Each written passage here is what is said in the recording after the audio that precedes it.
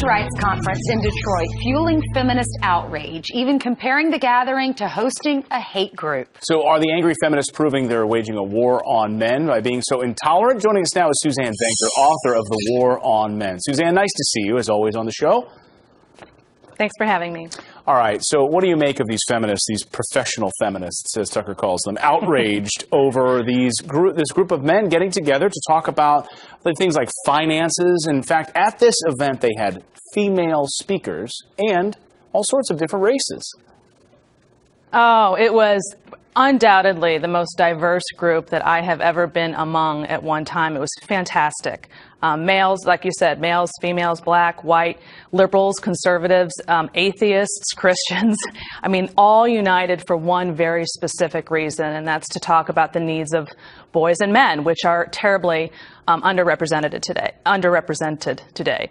So it's almost comical to think about the lashing out that feminists did, because the actual conference couldn't have been more opposite of what they claimed. And you can actually watch the conference yourself if you want online. They have it available, so anybody could go in there and see for themselves what the conference was all about, which I actually highly recommend people do, because it was just a wealth of information by some fabulous folks. Suzanne, why are they acting out then, if that's the case? Okay, so the biggest divide between what's called the MRAs, the men's rights activists, and feminist activism is really very simple, and that is that feminists blame all social ills, all the problems that we have, really, especially regarding marriage and the family, education, jobs, and the like, on the patriarchy. You know, whenever something goes wrong, it's the man's fault, and it's the system, and it's all messed up.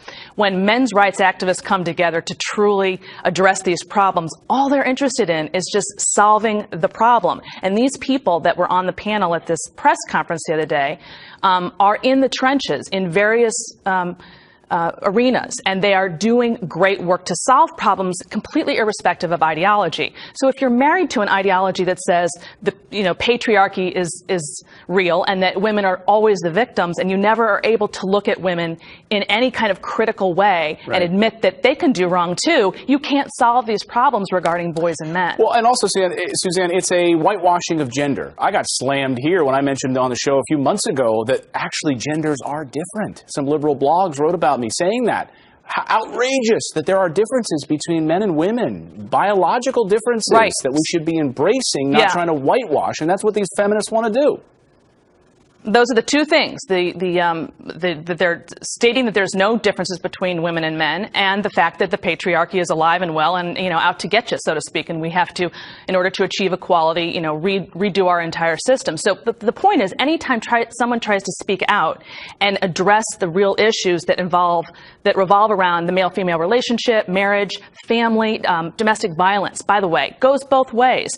People don't know that because feminists own the dialogue when it comes to these topics. The assumption is that women are always victims and men are the perpetrators. That is absolutely statistically false. And that's what just one example of what this conference shows.